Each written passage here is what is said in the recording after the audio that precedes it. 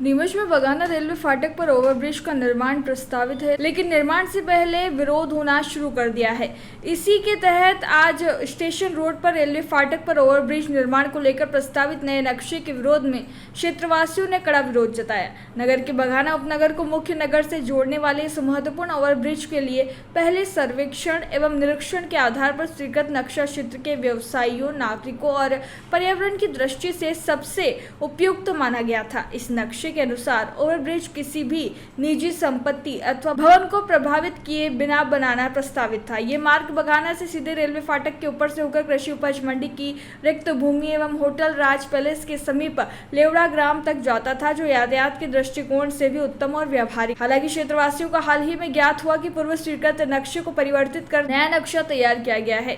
नए प्रस्तावित नक्शे के अनुसार ओवरब्रिज पुरानी कृषि उपज मंडी के गेट क्रमांक 2 से होकर पूरे स्टेशन रोड क्षेत्र से होकर रेलवे फाटक के ऊपर से निकलने की योजना बनाई जा रही है, जो आने वाले सालों के लिए बड़ा घातक हो सकता है और एक बड़ा हादसे का पॉइंट भी बगाना में जहां इसको उतारा जाएगा। यहां का क्षेत्र इतना चौड़ा नहीं है कि वहां ब्रिज उतरने के बाद सभी वाहन आसानी से निकल सके। इसके बावजूद नेताओं और प्रशासन को ये बात समझ नहीं आ रही है। नई योजना न तो व्यवहारिक है और न ही क्षेत्रवासियों के लिए हित में है। यदि नया नक्शा स्वीकृत होता है तो लगभग 500 परिवार प्रभावित होंगे, व्यापार चौपट हो जाएगा और छोटे फल सब्जी विक्रेता, मनिहारी दुकानदारों, चाय ठेला संचालकों और फूल माला बेचने वाले गरीब एवं छोटे व्यापारियों की आजीविका संकट में पड़ जाएगी। नए नक्शे से नाराज रहवासियों और व्यापारियों ने बड़ी संख्या में बगाना गणेश मंदिर रोड पर एकत्र होकर धरना प्रदर्शन किया और विरोध जताते हुए मार्ग की ओवरब्रिज का निर्माण कार्य केवल पुराने नक्शे के आधार पर ही कराया जाए।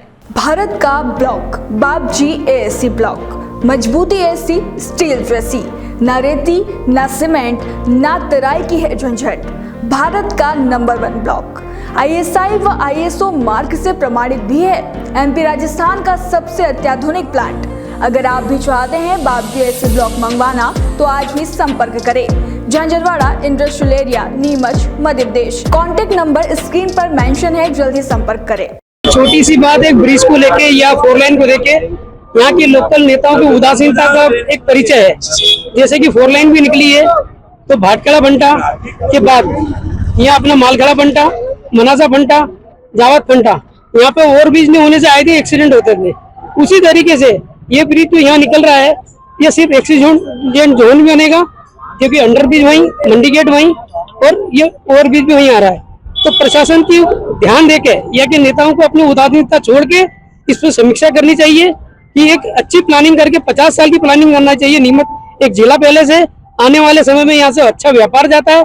ये संदेश में यहाँ के नेताओं को, साथ में प्रशासन को और एक सेतु विभाग को भी देना चाहता हूँ कि बीच में जो खामियां चली है ओवर ब्रिज या 4 लाइन को लेके, उस 4 लाइन को समीक्षा करें। और ये सारे पॉइंट अपनी जगह बिल्कुल वैध है, और एक टेक्निकल पॉइंट और ये आ रहा है कि जहाँ से अंडर ब्रिज शुरू हो रहा है वहीं से ही ओवर ब्रिज भी शुरू कर रहे हैं, और जहाँ अंडर ब्रिज खत्म हो रहा है वहीं पे ओवर ब्रिज भी खत्म कर रहे हैं। तो मेरे को समझ नहीं आ रहा, करोड़ों अरबों रुपए पूरे हो जाएगी जनता का, और उस ब्रिज का उपयोग कौन करेगा। एक अंडर ब्रिज में निकलने में केवल 100 मीटर चलना पड़ रहा है आदमी को, ओवर ब्रिज के लगभग 1 किलोमीटर घूम के आना पड़ रहा है। तो उस ब्रिज पे चलेगा कौन, उस ब्रिज की उपयोगिता क्या है। करोड़ों अरबों रुपया जनता का पूरा हो जाएगा, इनके वाहवाही लूट लेंगे कि भैया हमने ओवर ब्रिज बना दिया, ओवर ब्रिज बना दिया, तो उसकी उपयोगिता क्या है। उसकी उपयोगिता नहीं होते हुए तो उनकी सुविधा के साथ साथ नगर के विकास में भी इसका योगदान रहे। ठीक है, आपका नाम? दीपेश गर्ग, नीमच। बात है, बगाना वासी बहुत परेशान है रेलवे फाटक की जाम की वजह से, लेकिन इन लोगों ने जो पहले ड्राइंग बनाई थी उसके हिसाब से बनना चाहिए या उसके अंदर करेक्शन करना चाहिए, क्योंकि इन्होंने बराबर तरीके से उसको समीक्षा ही नहीं करी है। मेरा ये मानना है कि वापस से इसकी समीक्षा करना चाहिए, जिससे कि यहाँ पे रोजगार भी खत्म नहीं होगा और आगामी 50 साल की प्लानिंग के हिसाब से इनको ब्रिज का प्लान करना चाहिए। अभी इन्होंने जो ये ब्रिज का नक्शा दिया है उस हिसाब से तो 20 साल बाद फिर वापस से रिक्वायरमेंट लगेगी और इससे काफी परेशानी आएगी। यहाँ के रहवासियों को भी परेशानी आएगी, आवागमन में भी परेशानी आएगी।